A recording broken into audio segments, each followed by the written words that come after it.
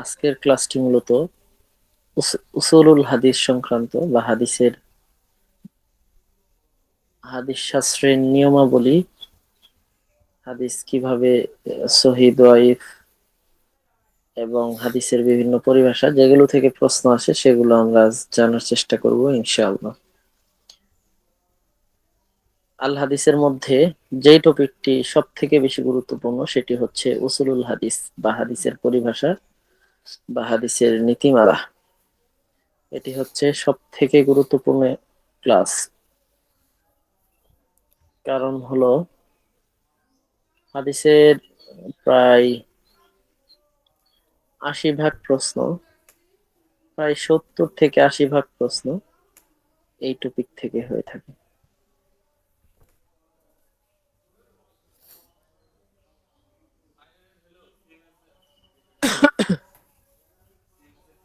তো শুরু করছি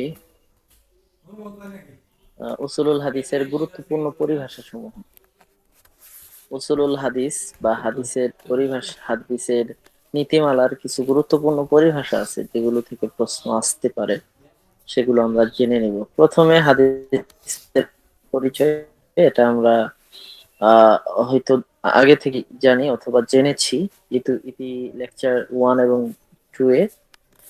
তো এখানে মূলত হাদিস শব্দটি এক বচন, বহু বচন হচ্ছে আল আহাদিস। খেলাফে কিয়াসের ভিত্তিতে এটা আমরা মনে রাখবো। খেলাফে কিয়াস কি? আরবি নিয়ম কানুন এর বাইরে, অর্থাৎ নিয়ম ছাড়া এমনিতেই যেটা আরবিতে হয়ে যায় সেটা হচ্ছে খেলাফে কিয়াস। উদাহরণস্বরূপ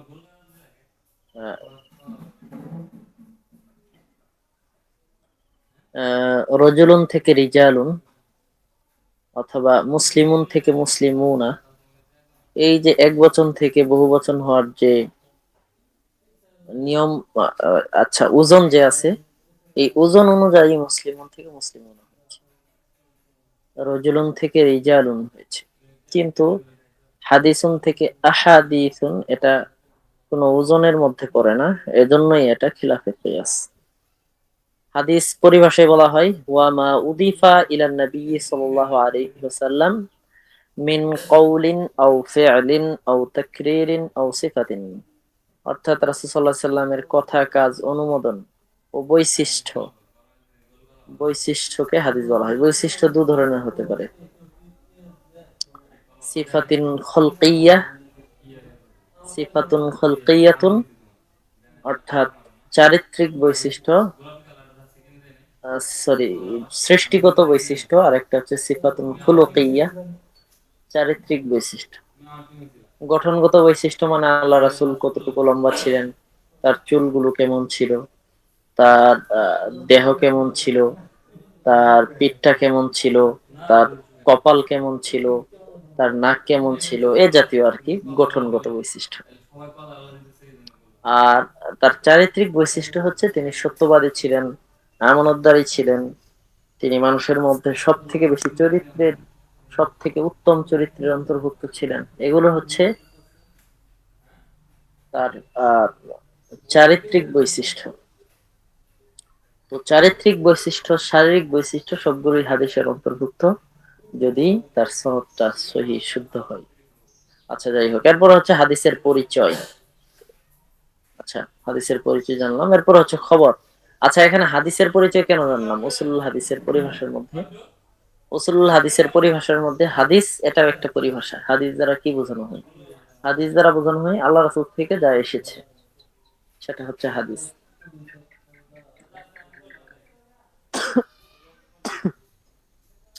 এরপরে হচ্ছে খবর। খবরটা আসলে কি? খবর এর শাব্দিক অর্থ হলো সংবাদ, এর বহুবচনে আল আখবার। পারিভাষিক ক্ষেত্রে তিনটি মত রয়েছে, মানে খবর কাকে বলে এটা তিনটি মত রয়েছে। খবর হলো হাদিসের সমর্থক বা মুরাদেফ। এই এই পরিভাষাগুলো থেকে এমন আসতে পারে, ওই যে বহু কি বলে এটা, একাধিক চয়েস, আহ যেই বহু নির্বাচনী প্রশ্নগুলো সেগুলো আসতে পারে। উদাহরণস্বরূপ দিতে পারে নিচের কোনটি খবর, ওখানে 1 নম্বর অপশনে দিল হাদিসের সমর্থক বা মুরাদের, 2 নাম্বার দিল যা আল্লাহ রাসূল থেকে এসেছে, তৃতীয় নাম্বার দিল যা অন্যদের থেকে এসেছে। 4 নাম্বার দিল যা রাসূল এবং অন্যদের থেকে এসেছে। এবং 5 নম্বরে দিল যে সবগুলো, উদাহরণস্বরূপ। তো এখানে সঠিক উত্তর হবে সবগুলো। আচ্ছা, খবরের 3টে মত। একটা হচ্ছে হাদিসের সমর্থক, মানে খবর দ্বারা হাদিসকে বোঝানো হয়। 2 নাম্বার, হাদিস হলো যা আল্লাহ রাসূল থেকে এসেছে।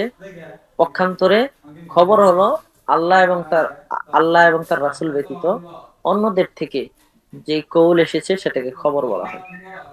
3 নাম্বার, খবর হলো আম, অর্থাৎ যা আল্লাহ রাসূল থেকে এসেছে এবং অন্যদের থেকে এসেছে সকলকে হাদিস বলা হয়। এরপর হচ্ছে আসার। আসার কি? আসারের শাব্দিক অর্থ হচ্ছে পদচিহ্ন। পরিভাষায় 2টি কৌল আছে। হাদিসের সমর্থক শব্দ। 2 নাম্বার হচ্ছে সাহাবী ও তাবেঈদের কথা কাজকে আসার বলা হয়। তো আসারের সব থেকে গ্রহণযোগ্য মত হচ্ছে 2 নাম্বারটা। 2 নাম্বারটা হচ্ছে সব থেকে বেশি প্রাধান্যযোগ্য, অর্থাৎ সাহাবী ও তাবেঈর কথা কাজকে কি বলা হয়? আসার বলা হয়। ইসনাদ। ইসনাদ এর 2টি অর্থ আছে, অর্থাৎ বর্ণনাকারী পর্যন্ত দলিল ভিত্তিক সনদ বর্ণনা করাকে ইসনাদ বলা হয়। একটা হচ্ছে বর্ণনা করাকে ইসনাদ বলা হয়, আরেকটা হচ্ছে সনদকেই ইসনাদ বলে। এদিক থেকে এটা সনদের সমার্থক শব্দ। আশা করি বুঝতে পেরেছেন সবাই। এরপর হচ্ছে আস-সানাদ। একটা হচ্ছে আল ইসনাদ আর একটা সনদ, দুটো কিন্তু পার্থক্য আছে। ইসনাদ দ্বারা কি বোঝায়? ইসনাদ দ্বারা বোঝায় হচ্ছে সনদ বর্ণনা করা, আর একটা সনদকেই বোঝায়। দুটোই বোঝাতে পারে, কিন্তু সনদ হলো কি? সনদ হলো এর শাব্দিক অর্থ যার উপর নির্ভর করা হয়। হাদিস যেহেতু সনদের উপর নির্ভর করে, এজন্য সনদকে সনদ বলা হয়। আচ্ছা, সনদকে কেন সনদ বলা হয়? যেহেতু হাদিসটা সনদের উপর নির্ভরশীল, এজন্য সনদকে সনদ বলা হয়।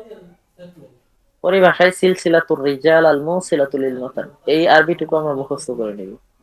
সনদ বলা হয় সিলসিলাতুর রিজাল, অসংখ্য লোকের ধারাবাহিকতা, আল মুসিলাতুল লিল মাতান, যে ধারাবাহিকতাটা মতন পর্যন্ত পৌঁছে দেয়। মতন পর্যন্ত পৌঁছে দেয় এমন রাবীদের ধারাবাহিকতাকেই সনদ বলা হয়। বর্ণাকারী থেকে শুরু করে মতন পর্যন্ত রাবীদের ধারাবাহিকতাকেই কি বলা হয়? সনদ। এরপর হচ্ছে মতন। আচ্ছা, আমাদের মাথা হয়তো ঘুরায় যাচ্ছে যে এগুলো কি পড়াচ্ছেন। আচ্ছা, এই যে নিচে একটা উদাহরণ আছে, এই উদাহরণটা দেখলে আমরা সব সব ধোঁয়াশা আমরা ক্লিয়ার করে ফেলবো ইনশাল্লাহ। দেখেন মতন, দেখেন এর এর শাব্দিক অর্থ হলো এমন জিনিস যা ভূমি থেকে উঁচু। অর্থাৎ মতনের শাব্দিক অর্থ হচ্ছে ভূমি থেকে উঁচু, আর সনদের শাব্দিক অর্থ কি? যার উপর নির্ভর করা হয়। মতন এর পারিভাষিক সংজ্ঞা কি? মা ইয়ানতাহি ইলাইহি সানাদু মিনাল কালামি। মা ইয়ানতাহি ইলাইহি সানাদু মিনাল কালামি, অর্থাৎ যেখানে গিয়ে রাবীদের ধারাবাহিকতা শেষ হয়ে মূল হাদিস শুরু হয় সেটাকে মতন বলে। সহজ অর্থে মূল হাদিসটুকুই মতন। উদাহরণ খেল করেন, খুব ভালো করে খেল করেন। قال حدثنا عبد الله بن يوسف سوري আচ্ছা قال أخبرنا مالك عن ابن شهاب عن محمد بن جبير بن مطعم عن أبيه قال سمعت رسول الله صلى الله عليه وسلم قرأ في المغرب بالطور। দেখেন এটা একটা সম্পূর্ণ হাদিস। আপনাদের কাছে এটা নতুন মনে হতে পারে যে ক্বালা হাদাসানা আব্দুল্লাহ ইবনে ইউসুফ, ক্বালা আখবারানা মালিক, এটা নতুন মনে হতে পারে। মূলত আমরা হাদিস দেখি যে আনাবি হুরায়রা রাদিয়াল্লাহু তাআলা আনহু ক্বালা রাসূলুল্লাহ সাল্লাল্লাহু আলাইহি ওয়াসাল্লাম, এই জাতীয় আত্মহুরু শাতরুল ঈমান, এই জাতীয় হাদিসগুলো মূলত আমরা পড়ি এই এভাবে। কিন্তু মূল কিতাব সহিহুল বুখারী সহ যে 6টা মূল কিতাব রয়েছে নির্ভরযোগ্য, এই 6টা মূল কিতাব, প্রত্যেকটা কিতাবেই এভাবে হাদিস রয়েছে, ক্বালা হাদাসানা দিয়ে শুরু হয়েছে। আচ্ছা, হাদিসটা আমরা দেখলাম। এখন দেখেন নিচে, এখানে ক্বালা হাদাসানা আব্দুল্লাহ থেকে শুরু বলে আন মুহাম্মাদ ইবনে জুবাইর ইবনে মুতঈমিন আন আবিহি ক্বালা পর্যন্ত, এটা রাবীদের ধারাবাহিকতা, মানে একজনের পর একজন বর্ণনা করতেছে। রাবীদের ধারাবাহিকতা মানে কি? উদাহরণস্বরূপ, আপনি আমার ছাত্র, আমি আপনাকে বলছি, আমি আপনাকে শিক্ষা দিচ্ছি, আপনি আপনার ছাত্রকে শিখাবেন, সে তার ছাত্রকে শিখাবে, তার ছাত্র তার ছাত্রকে শিখাবে।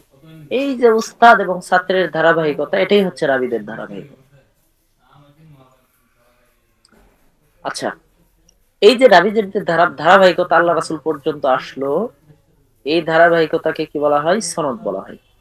এবং হাদিসের মূল অংশ করাআ ফিল মাগরিবি বিত্তুরি অথবা ইন্নামাল আ'মালু বিন্নিয়াত, এটা হচ্ছে মতন। এই দুটো জিনিস খুবই গুরুত্বপূর্ণ। এরপর আল মুহাদ্দিসু, মুহাদ্দিস কাকে বলা হয়? এই পরিভাষাগুলো গুরুত্বপূর্ণ রয়েছে। আল মুহাদ্দিসু, মুহাদ্দিস বলা হয় যিনি হাদিসের সনদ ও মতনের গবেষণায় গভীর মগ্ন থাকেন এবং যার নিকট অধিকাংশ রাবিদের অবস্থার জ্ঞান বিদ্যমান। মানে রাবি কে কোন ধরনের রাবি, কে সহিহ, কে দঈফ, কোন রাবি ভালো, কোন রাবি খারাপ। রাবি আবার খারাপ হতে পারে নাকি? হ্যাঁ, এই খারাপ ওই খারাপ না। আমরা যারা আলেম রয়েছি, আমরা আহ যারা অধিকাংশরা এরা কি করি, যাদের মধ্যে সমস্যা আছে তাদের আমরা তাওসীফ করি, তাদেরকে আমরা আহ ত্রুটিগুলো আমরা উল্লেখ করি, কেন? যাতে করে সে শুধরিয়ে নেয়। ঠিক আছে, এজন্য আহ হাদিস যেহেতু আল্লাহ রাসূলের কথা, একজন মুহাদ্দিস, তিনি প্রকৃত মুহাদ্দিস, তিনি আরেকজন প্রকৃত মুহাদ্দিস থেকে হাদিস গ্রহণ করতেন। এবং প্রত্যেকটা রাবি সম্পর্কে, যেমন আমাদের এই যুগে কে কেমন, আল্লামা মামুনুল হক বলেন, এরপরে হচ্ছে বড় বড় আহ এই আহ শেখ আহমদুল্লাহ বলেন, এরপরে হচ্ছে বড় বড় যে আলেম সমাজ রয়েছেন, আমরা কিন্তু এখন বলতে পারবো যে কে কেমন, কে কেমন। ঠিক আছে, তো এক্ষেত্রে সাধারণ মানুষের কথা ধর্তব্য নেই। যাই হোক, অন্যদিকে চলে গেছে। মুহাদ্দিস হচ্ছে যিনি হাদিসের সনদ ও মতনের গবেষণায় গভীর মগ্ন থাকেন এবং যার নিকট অধিকাংশ রাবীদের অবস্থার জ্ঞান বিদ্যমান। মানে কোন রাবী কেমন? হাফিজুল হাদিস, যে ব্যক্তি সনদ মতন সহকারে, সনদ মতন মানে কি? সনদ হচ্ছে হাদিসের মূল হাদিসের আগের অংশ, মতন মানে মূল হাদিসটা।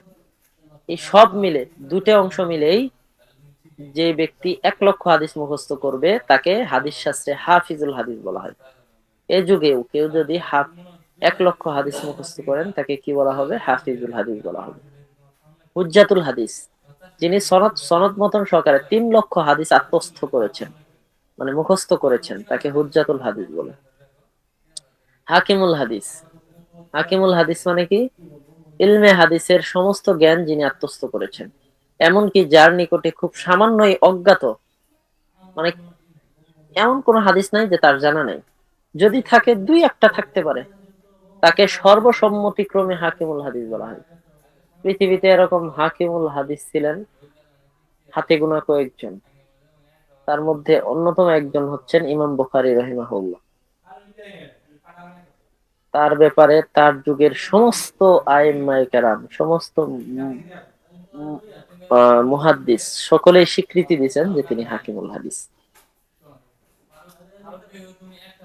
এবং ইমাম আহমদ ইবনে হাম্বল, এই দুইজনের নাম আমার জানা রয়েছে। আর কারোর ব্যাপারে আমার জানা নেই তিনি হাকিমুল হাদিস কিনা। আচ্ছা, হাকিমুল হাদিস কি? ইলমে হাদিসের সমস্ত জ্ঞান আত্মস্থ করেন, মানে সব হাদিস মুখস্থ, বা যিনি বর্ণনাকৃত সব হাদিস আত্মস্থ করেছেন তাকে হাকিমুল হাদিস বলে। ওয়াজা ফিল ইয়াকুত ওয়াদ দুরার ফি শারহি নুখবাতিল ফিকার, ইয়াকুত ওয়াদ দুরার, এটা নুখবাতুল ফিকার ইবনে হাজার আসকালানী রাহিমাহুল্লাহর ইলমে হাদিস বা হাদিসের এরকম নিয়ম কানুন সংক্রান্ত একটা কিতাব, নুখবাতুল ফিকার। এই নুখবাতুল ফিকারের ব্যাখ্যা গ্রন্থ আল আল আওয়াকিত ওয়াদ দুরার, এই গ্রন্থে বর্ণনা হয়েছে তালিব কাকে বলা হয়? ওয়াল মুক্তাদি, যিনি শুরু করেন, যিনি পড়েন সেই তালেব। সুম্মাল মুহাদ্দিস, এরপর হচ্ছে মুহাদ্দিসের স্তর, এর উপরে তালেব ছাত্রের উপরে কার স্তর? মুহাদ্দিসের স্তর। মুহাদ্দিসের স্তর কি? হুয়া মান তাহাম্মালা রিওয়ায়াতাহু ওয়া আতানা বিদিরায়াতিহি, মানে হচ্ছে যিনি রিওয়ায়াত দিরায়াত, রিওয়ায়াত মানে হাদিসের বাহ্যিক অংশ, দিরায়াত মানে হাদিসের ভিতরের অংশ, সব সম্পর্কেই যিনি জানেন তাকে মুহাদ্দিস বলে। কিন্তু তিনি হাদিস মুখস্থ, তার এমন পর্যায়ের হাদিস মুখস্থ নাই, 1 লক্ষ পর্যায়ে হাদিস মুখস্থ নাই।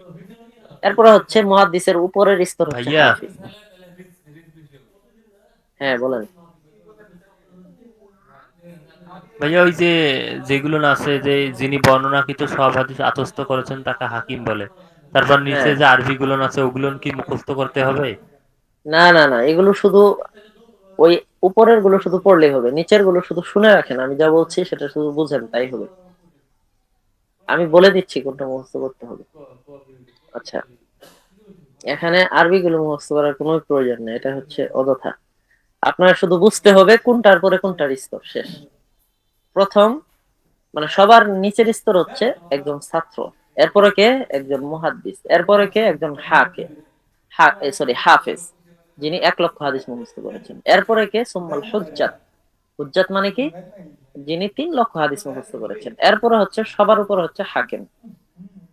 তাহলে হাদিস শাস্ত্রে হাদিস পণ্ডিতদের ক্ষেত্রে সব থেকে উপরের স্তর কার? হাকিমের। এরপরের স্তর হুজ্জাতের, এরপরের স্তর হাফেজের, এরপরের স্তর মুহাদ্দিস, এরপরের স্তর হচ্ছে ছাত্র। এটা শুধু মনে রাখলেই হবে। আর মুহাদ্দিস কাকে বলে, হাফিজ কাকে বলে, হুজ্জাত হাকিম কাকে বলে, এটা বাংলাটা শুধু মনে রাখলেই না, আর কিচ্ছু মনে রাখার দরকার নেই এখানে। হম। এরপরে দেখেন কিছু গুরুত্বপূর্ণ কিতাব, ঠিক আছে, কোন ধরনের কিতাব কিভাবে রচনা হয়েছে এই দিক থেকে কিছু কিতাব দেখেন। আল মুসনাদ, মানে যে কিতাব আলাদা আলাদা সাহাবী রাবীদের ধারা অনুযায়ী রচিত হয়েছে তাকে মুসনাদ বলে। তাহলে মনে রাখেন মুসনাদ গুরুত্বপূর্ণ একটা ব্যাপার। মুসনাদ হচ্ছে সাহাবীদের নামের ধারাবাহিকতায়। মনে করেন আবু হুরায়রা, আবু হুরায়রা লিখলো, আবু হুরায়রা যতগুলো হাদিস বর্ণনা করেছেন সব হাদিস আবু হুরায়রা হেডলাইনের আন্ডারে নিয়ে আসলো। এরপরে মনে করেন আয়েশা রাদিয়াল্লাহু তাআলা আনহা, আয়েশা রাদিয়াল্লাহু তাআলা আনহা যতগুলো হাদিস বর্ণনা করেছেন সবগুলো তার হেডলাইনের নিচে নিয়ে আসলো। এইভাবে যত কিতাব লেখা হয়েছে সবগুলোকে কি বলা হয়? মুসনাদ। উদাহরণ কি? মুসনাদে ইমাম আহমদ, মুসনাদে আহমদ, সোজা ভাষায় মুসনাদে আহমদ।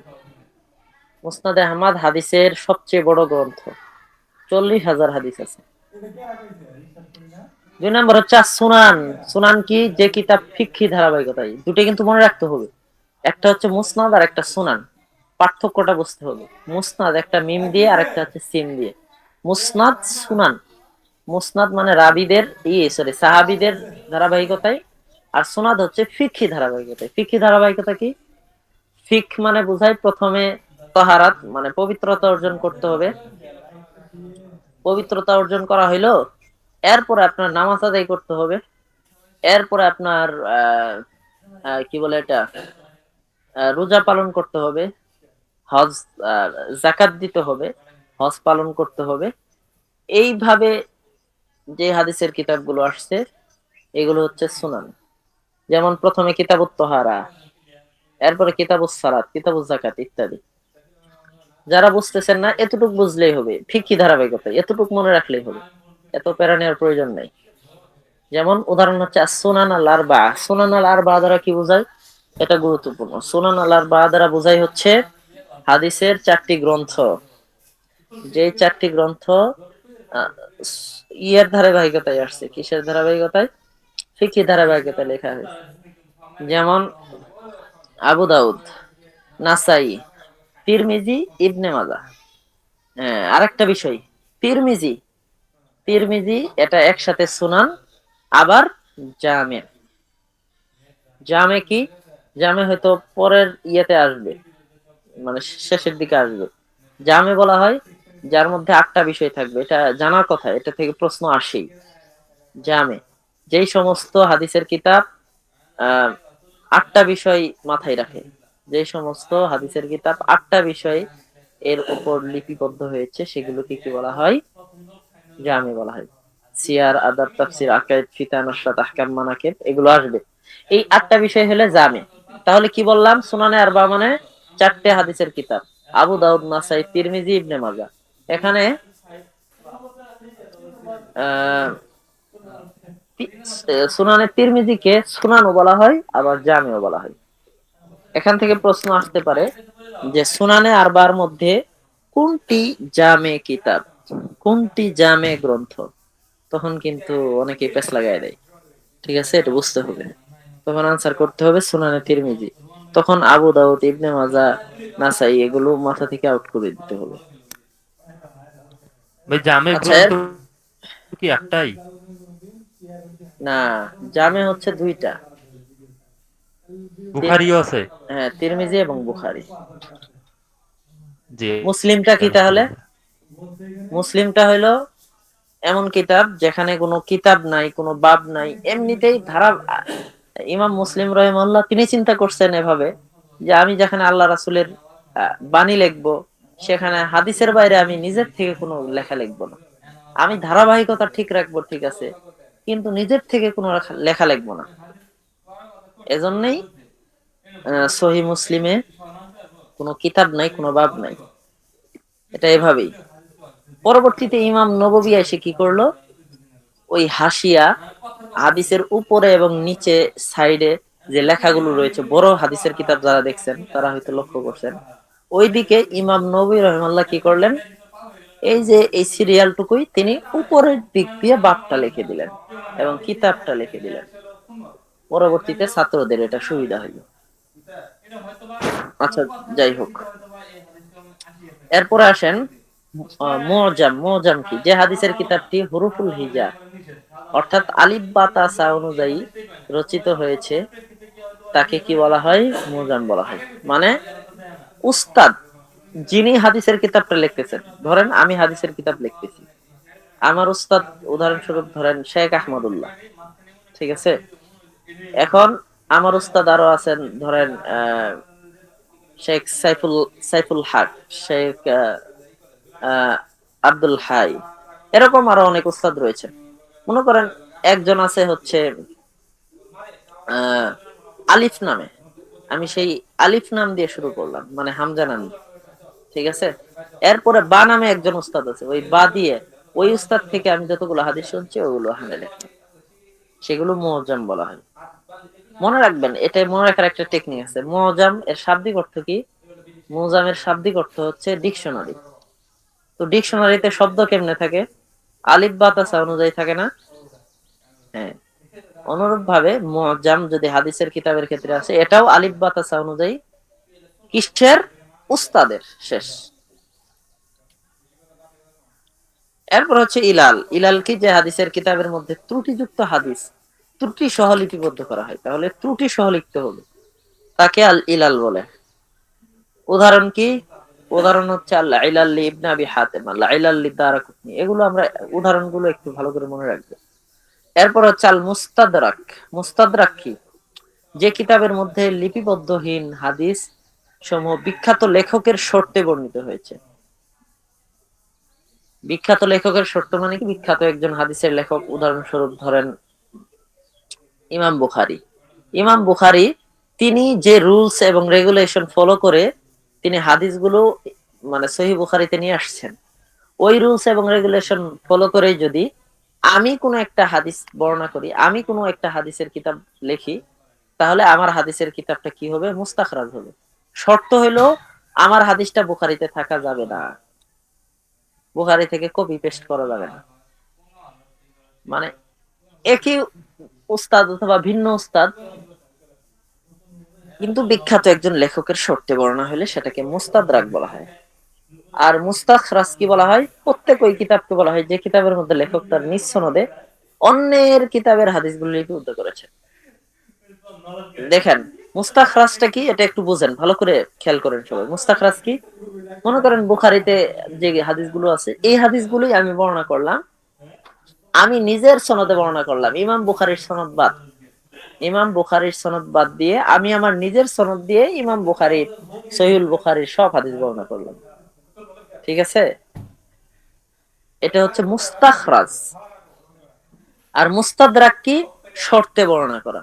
মুস্তাখরাজ একই হাদিস আমার সূত্রে বর্ণনা করা, আমার সনদ দিয়ে বর্ণনা করা।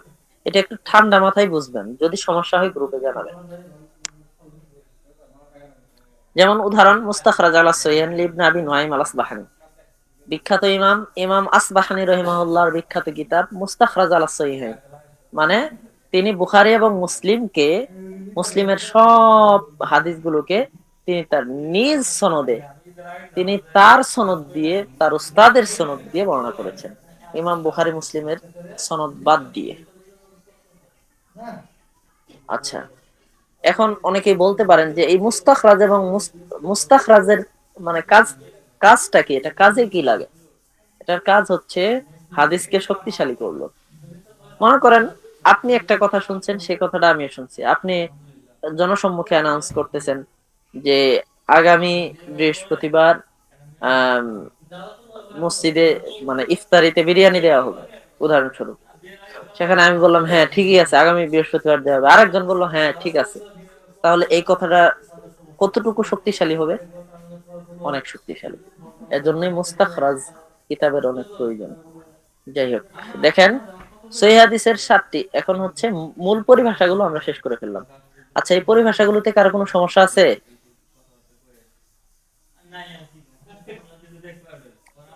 আচ্ছা, এগুলো ভালো করে পড়বেন, বিশেষ করে বাংলাগুলো। আরবি যেগুলো আছে এগুলো ততটা পড়ার দরকার নেই, যেটা পড়ার প্রয়োজন আমি বলে দিয়েছি। শুধু ওই হাদিসের ভাইয়া ভাই ওই মুস্তাদ্রিকটা মুস্তাফা একটু আরেকবার বলেন। হ্যাঁ, মুস্তাদ্রিকটা। মুস্তাদরাক। আচ্ছা, মুস্তাদরাক কি? যে কিতাবের মধ্যে লিপিবদ্ধহীন হাদিস সমূহ বিখ্যাত লেখকের সত্যে বর্ণিত হয়েছে। মানে হচ্ছে ইমাম মুসলিম তার কিতাবে মনে করেন ফলো করছেন তিনি আহ যারা মুতাওয়াসসিত, মনে করেন যারা সব দিক থেকে ভালো, ওই সমস্ত রাবীর হাদিসগুলো বর্ণনা করবেন। ঠিক আছে, ওই সমস্ত রাবীর হাদিসগুলো বর্ণনা করবেন যারা মুতাওয়াসসিত পর্যায়ে আছেন, মানে খুব কঠোরও না, আবার খুব নমনীয় না, মধ্যম পর্যায়ে। এই হাদিসগুলো তিনি বর্ণনা করলেন। এই শর্তটা আমি ফলো করলাম, আমিও মনে করেন এমন সব রাবীদের হাদিস বর্ণনা করলাম যারা মুতাওয়াসসিত। এই কিতাবকে বলা হয় মুস্তাদরাক।